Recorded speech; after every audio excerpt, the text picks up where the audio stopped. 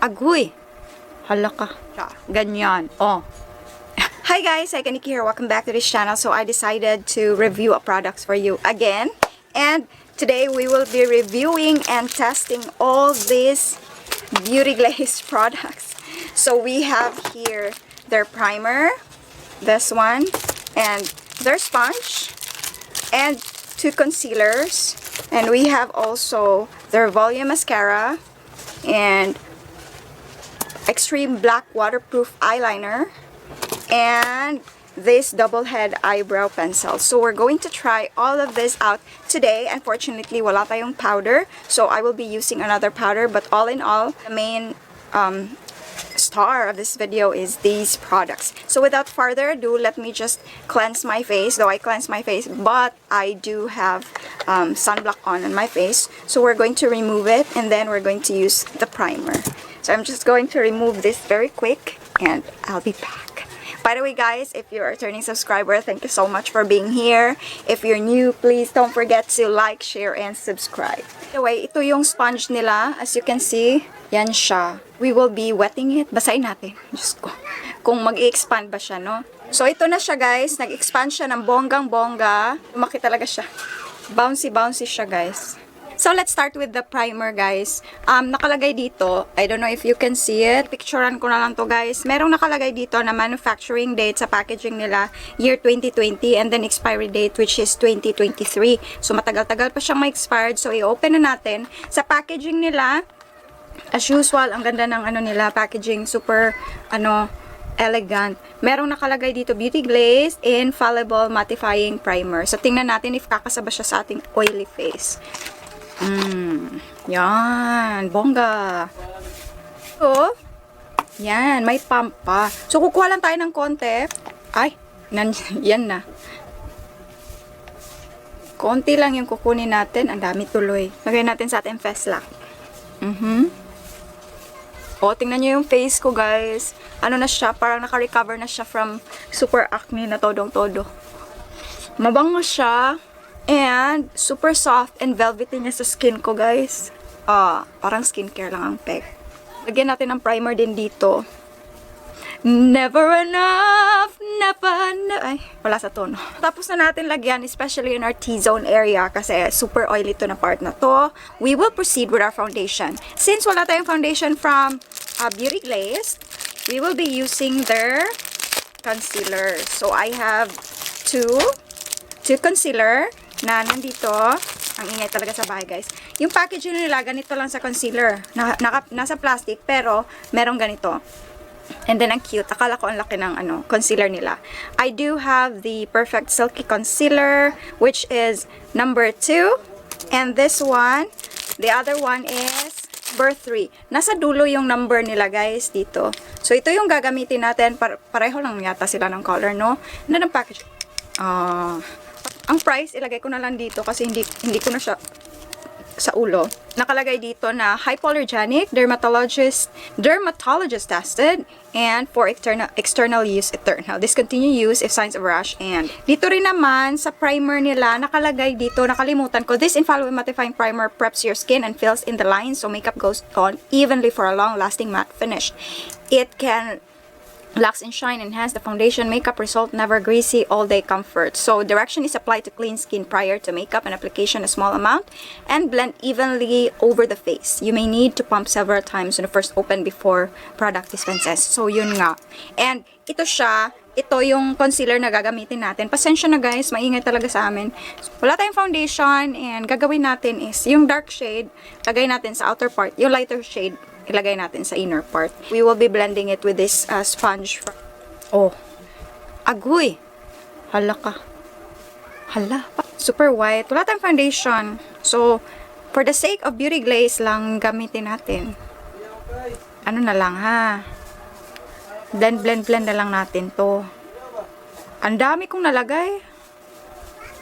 Hala, good luck. We will try our best na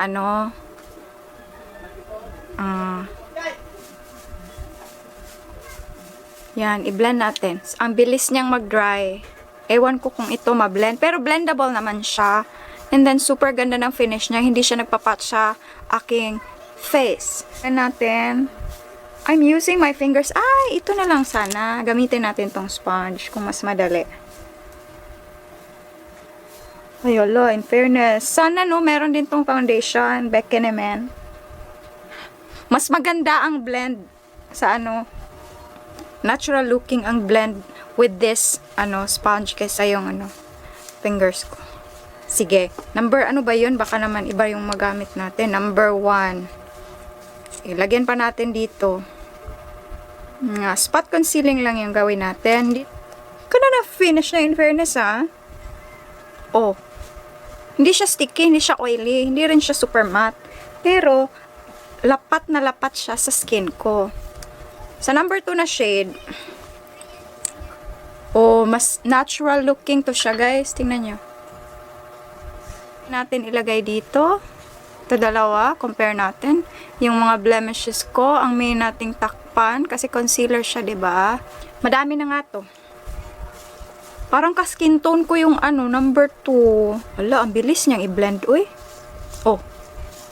Ewan ko dito sa aking mirror. Maganda yung blend niya, tsaka maganda yung registration ng kulay niya sa ko. Parang skin tone ko lang. Oh. Pero sa monitor, super white. Ganda ng finish niya, guys. Tapos, ang bango. Naubos ko talaga to. Yung mga pimples na to Ito siya sa kabila. Tapusin ko yung kabila and I'll be back. Fairness ang ganda ng concealer. Lalo na siguro yung foundation nito, no? Nakapag-powder na tayo. And next natin gagawin is ang ating kilay. So, meron din ditong kilay. Eyebrow pencil double head eyebrow in the shade of number 1. So, deep coffee. Siya. Tingnan natin. Ganito siya, guys. Hala, uy. Ka-cute. Tapos, dito, ano yan? I super love. So, itry nating i-trace ito muna. Try ko siya sa kabilang brows ko, no? Gustong-gusto kong ganitong mga klase na mga brow products, guys. Vlogs, mga ganito talaga yung mga type ko. Kasi madali siyang laruin. Ang ganda ng kulay. Tapos mo lang ng paganyan. Yan. Trace mo yung upper part. Para na rin tong kilay, no? Kilay eyebrow tutorial. Madali lang kasi itong gamitin. The only thing lang is walang spoolie. Normally, if ganito yung ginagamit ko, merong spoolie at the end. We will be using spoolie from a different brand. Ito, super fave ko to. Sulit na sulit to kasi dalawa na siya, dalawang product na nang dito, tapos gamit na gamit. Nice. I love it. Ang ganda ng pangkilay na to. Hindi ako nagsisi na ito yung kulay na nandito sa akin. Love it! I love the color and I love their packaging and I love it because dalawa siyang style ng edge. So, madali siyang i-trace ang aking kilay. Na-try ko na yung Beauty Glazed eyeshadow palette but gagamitin natin today. So, since alam niyo naman that I always use concealer as my base on my eyelids. So, today, yun din ang gagawin natin. Gagamitin natin tong number 01 as our eyeshadow base. So, since siya, madali siyang mag-dry, but then, ang dali niya ring i-blend. Nag-dry na agad siya, tacky na siya, na siya sa akin, Tapos, I will be using, since alam niyo na yung verdict ko sa Beauty Glazed eyeshadow palette, so, skip na natin to na part. So, again, if you haven't seen my full review of this Beauty Glazed color board, please head on to the link in the description box. I will be placing it and all the things that you need to know. Ang ganda ng palette. Super ganda ng palette na to, guys. Super. So, today, mag-neutral lang tayo since, we're going to go neutral. Kumbaga neutral. Kunwari. Neutral. Sana nga maging neutral tong look na to. Kasi I always go overboard with my eyeshadow. Please check the link below for my swatches and final thoughts about this product. So, I'm going to fast forward this one.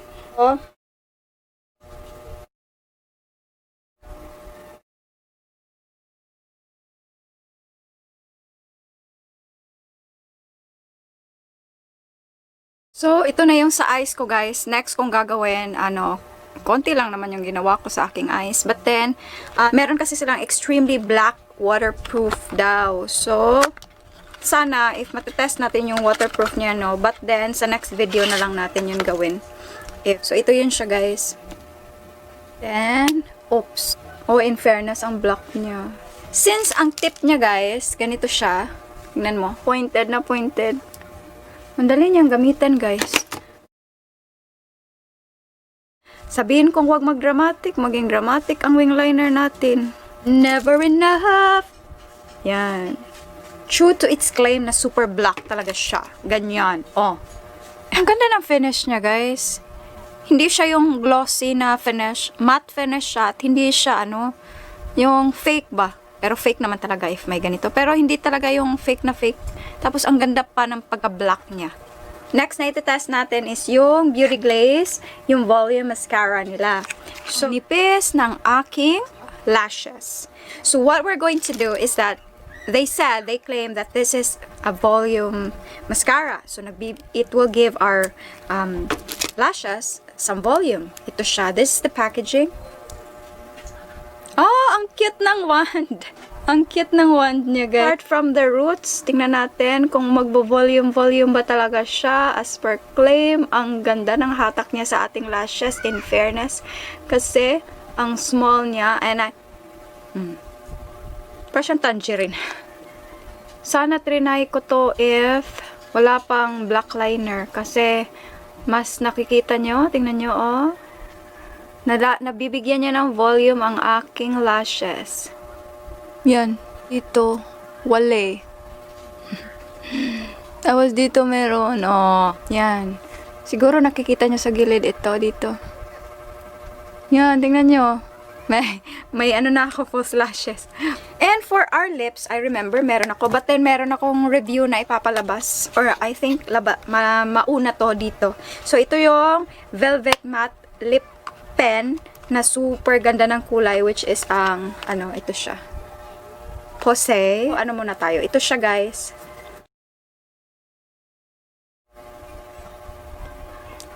Yan. Kuha lang tayo ng konti. Nilagay natin dito. Gawin nating blush on. Okay lang. Oh. Yan na. Hindi tayo mag-falses, pero ang super dramatic ng ating lashes. Makeup pala, hindi lashes. So, ganyan na siya, guys. Ito yung resulta. Lagay na lang tayo ng lashes, no? Pero so far, ang super fave ko dito is yung concealer, tapos yung eyeshadow. Ang primer, maganda rin ang primer. Overall, lahat gusto ko siya. And if I'm going to buy, bibili talaga ako ulit. Kasi, especially ito, ang ganda niya. Super fave ko pag ganito yung, ganitong style na pang eyebrows. Mas easy kasi for me. Pero maganda din naman yung pomade. Sanay-sanayan lang. And so, that's it, guys. Babalik ako and then maglalagay ako ng falsies and to my finished look. So, guys, this is the finished look. So, tapos na ako and I'm super happy with the result. As you can see, tested ko naman to yung eyeshadow palette. So, super ganda nito. Meron akong full review. And then, disclaimer, guys, again, this is not a sponsored video. Everything that I say is from my own opinion. And so far, gustong-gusto ko yung